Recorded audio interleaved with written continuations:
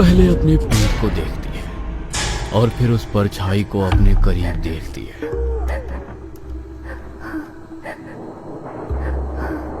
मोहिनी को कोई एक बार देख रही होती है। मोहिनी खूब चिल्लाने की कोशिश करती है पर उसके गले से एक स्वर भी नहीं निकलता। उसके कानों में सिर्फ उस परछाई की हंसी गूंज रही होती है। मोहिनी, मोहिनी क्या हुआ? मोहिनी उठो, मोहिनी उठो, मोहिनी, मोहिनी, मोहिनी क्या हुआ? अरे वो परछाई परछाई परछाई। पहले तो शांत हो जाओ, शांत हो जाओ, कोई नहीं। आरव मोहिनी को अपने सीने से लगा लेता है। मोहिनी का पूरा चेहरा पसीने से तरबतर और एकदम लाल हो चुका होता है।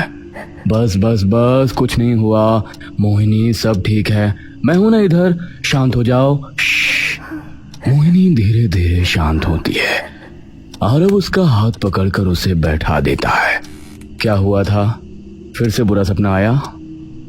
हाँ। अब की बार क्या देखा?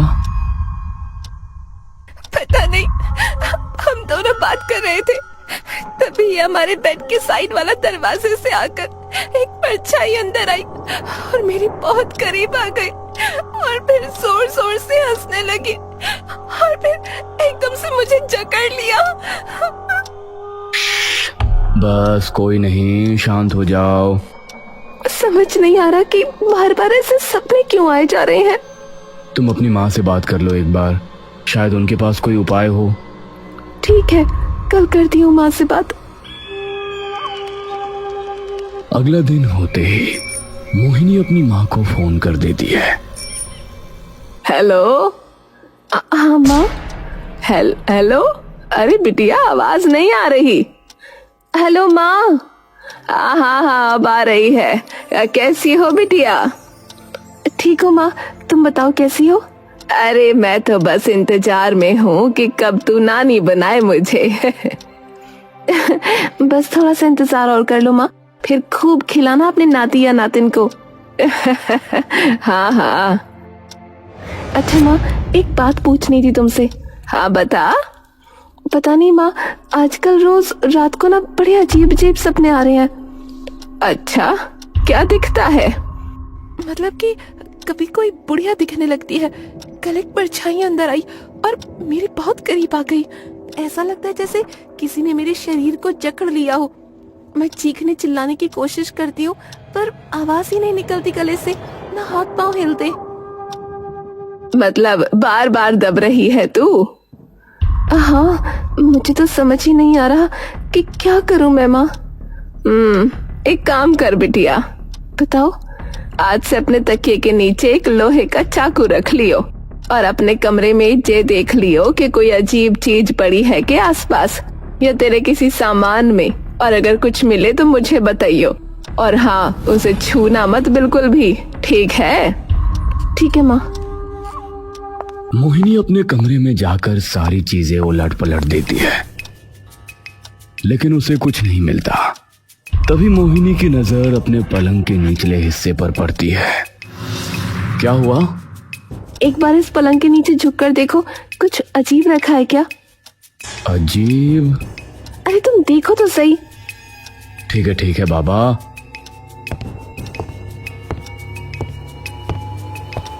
आरव पलंग के नीचे झुककर देखने लगता है। कुछ रखा तो है, टॉर्च पकड़ाना एक बार। मोहिनी उसे टॉर्च दे देती है। आरव जैसे ही वो टॉर्च लगाता है, उसे कुछ मुर्गी के पंख एक काले कपड़े से बंधे दिखते हैं। मुर्गी के पंख? छूना मत उन्हें। आरव एकदम से डर के उठ जाता है। क्या हुआ? मैं माँ को फोन करके आती हूँ, तुम कुछ मत करना। मोहिनी जाकर अपनी माँ को फोन लगाती है और सारी बात बताती है। उसे छूना ना बिल्कुल भी, बस अपनी एक मुट्ठी में नमक भर लियो और उसे झाड़ू से बाहर निकाल दे घर से, और पूरे कमरे पे फिर गंगा जल छिड़क देना।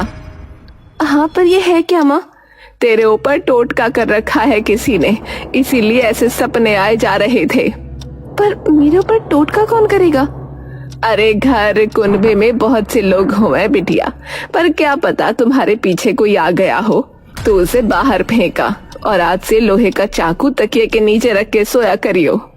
ठीक है माँ। कुछ महीनों तक सब कुछ ठीक ठाक चलता है। 3 महीने बाद मोहिनी एक लड़की को जन्म देती है। नाम क्या रखें इसका? मैंने सोचा था एक नाम, अब बताऊं? बताओ। आस्था। नाम सुनते ही मोहिनी मुस्कुराने लगती है। प्यारा नाम है।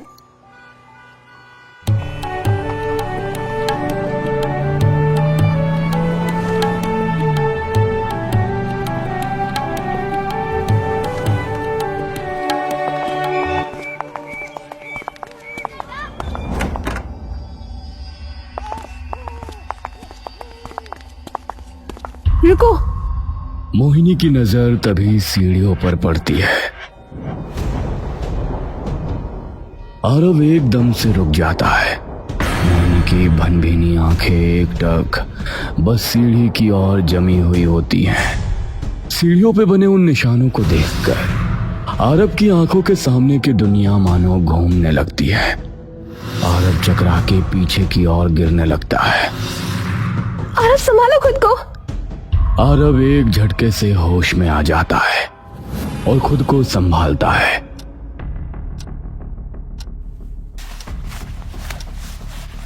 मोहिनी, चलो यहां से अभी।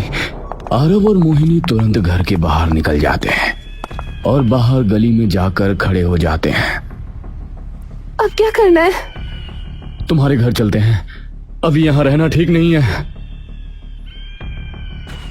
मोहिनी और आरव गाड़ी में बैठकर तुरंत वहां से निकल जाते हैं। पूरे रास्ते सीढ़ियों पे बने बस अमंगल निशान की छवि अभी भी उन दोनों के दिमाग का पीछा नहीं छोड़ रही थी।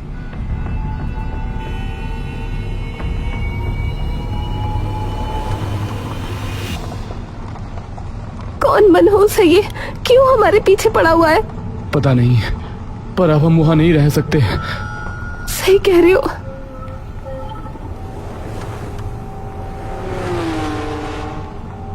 आरव और मोहिनी घर पहुंचते ही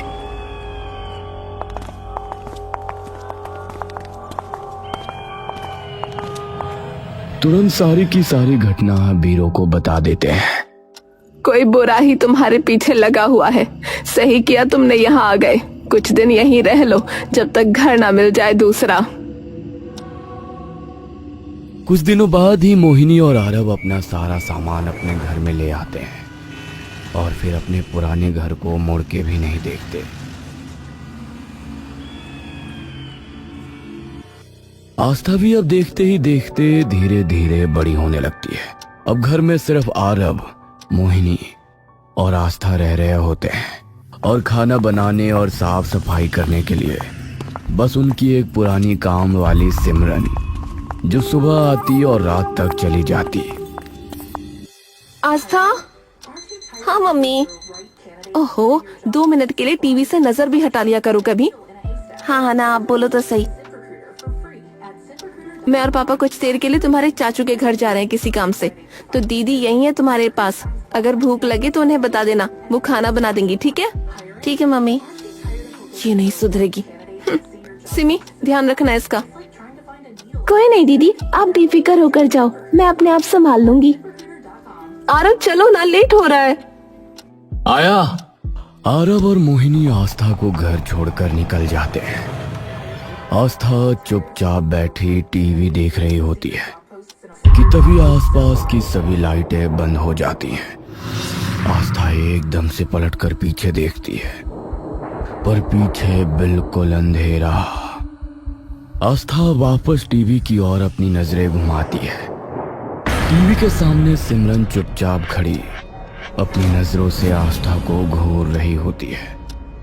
सिमरन बिना एक बार भी पीछे देखे टीवी बंद कर देती है। उसकी बेचैन सी आंखें लगातार आस्था के मासूम चेहरे को बिना एक पल के लिए भी हिले निहार रही होती है। सिमरन की आंखों में देखते ही मानो आस्था के पेट में किसी अनकही दहशत की झुरझुरी से उठ पड़ती है, जैसे कोई भुताहा एहसास उसे भीतर से कुरेद रहा हो और पीछे की ओर खिसकने की कोशिश करने लगती है।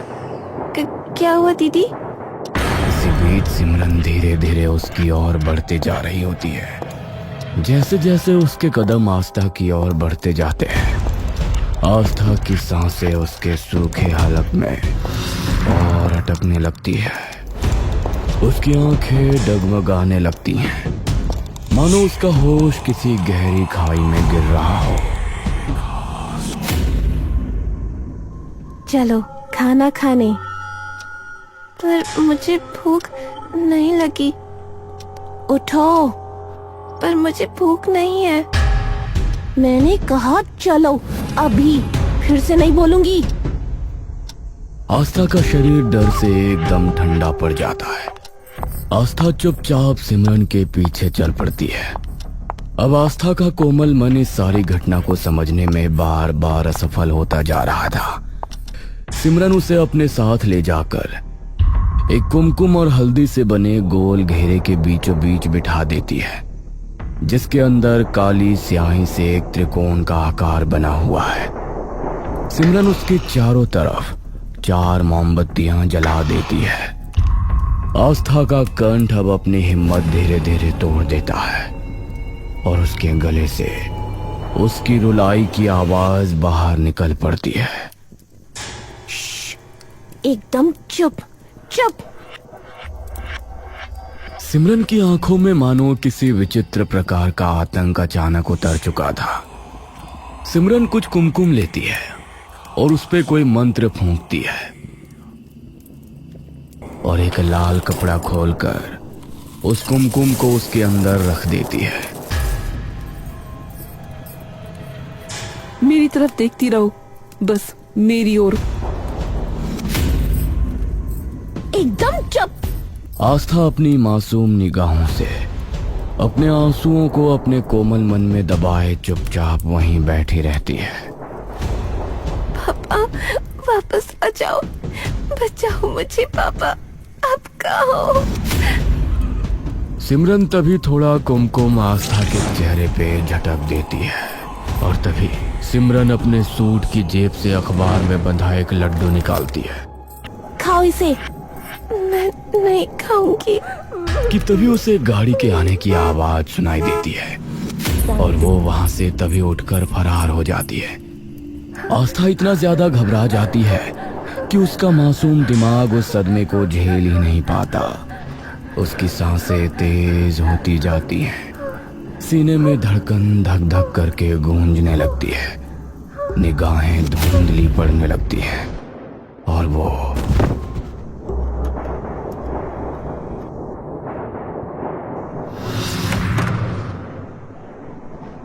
लाइट को क्या हुआ? बंद क्यों है? अभी तो आस्था के सोने का टाइम भी नहीं हुआ। मोहिनी जाकर सोफे पर देखती है।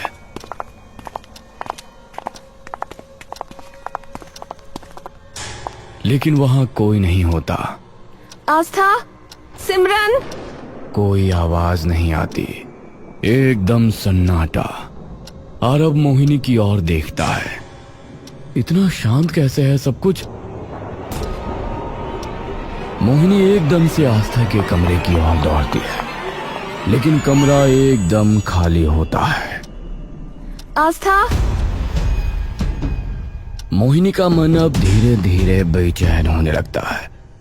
तभी आरव के चिल्लाने की आवाज उसके कानों में पड़ती है। मोहिनी, मोहिनी!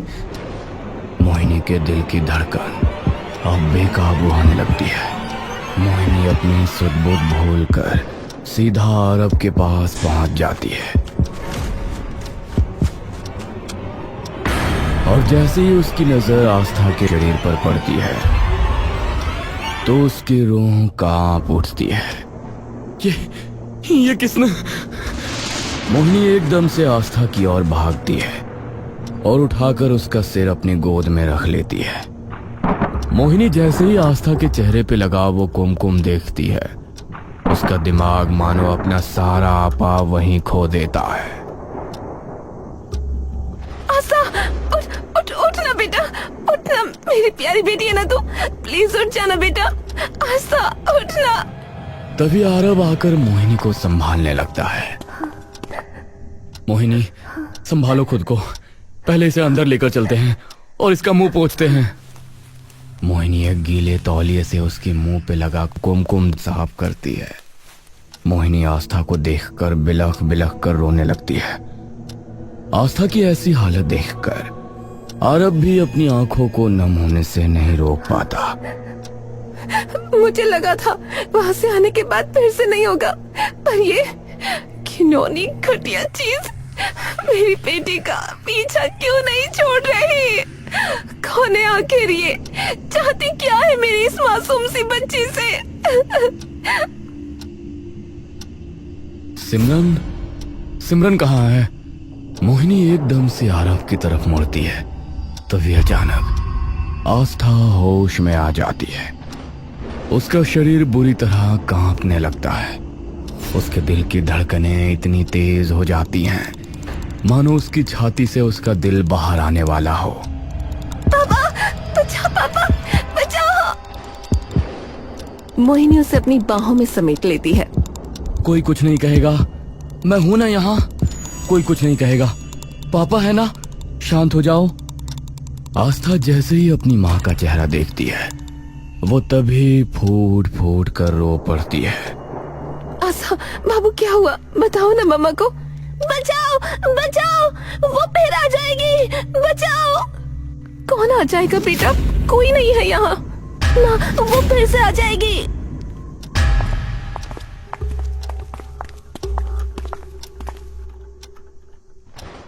बेटा, पापा की तरफ देखो एक बार। आस्था धीरे से आरव की तरफ देखती है। पापा वो फिर से आ जाएगी, पापा बचाओ मुझे।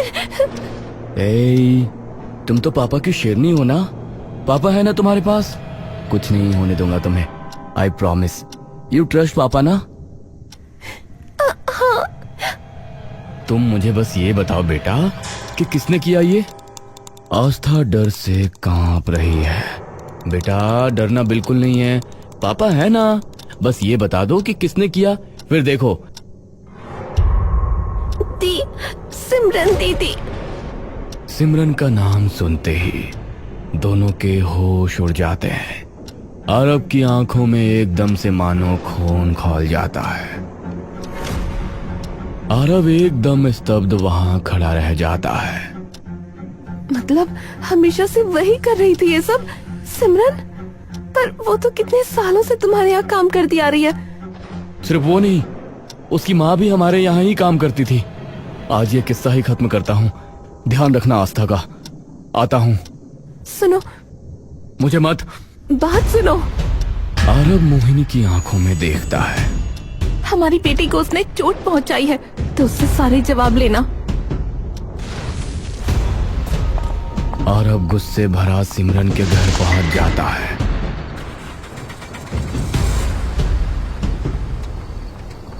आरव गुस्से से अंगार हुआ हर भीड़ी गली पार करता हुआ सिमरन के घर के सामने जा खड़ा होता है।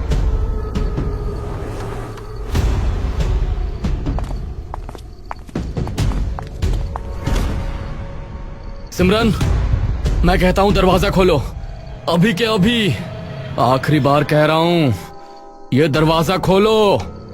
अंदर से एक आवाज भी बाहर नहीं आती। आरव थोड़ा सा पीछे होता है और भागकर सीधा दरवाजे पर जोर से लात मारता है, पर दरवाजा फिर भी नहीं खुलता। आरव दरवाजे पे खूब लातें मारता है, पर दरवाजा फिर भी नहीं खुलता। अब आरव के गुस्से का पारा और भी ऊपर चढ़ते जाता है। आरव अब थोड़ा और पीछे होता है और दरवाजे की तरफ पूरा जोर लगाकर दौड़ने लगता है और सीधा जाकर अपना कंधा दरवाजे पे दे मारता है। दरवाजा धम से खुलता है और आरव नीचे जा गिरता है। और अब एकदम से उठकर पीछे की ओर हो जाता है।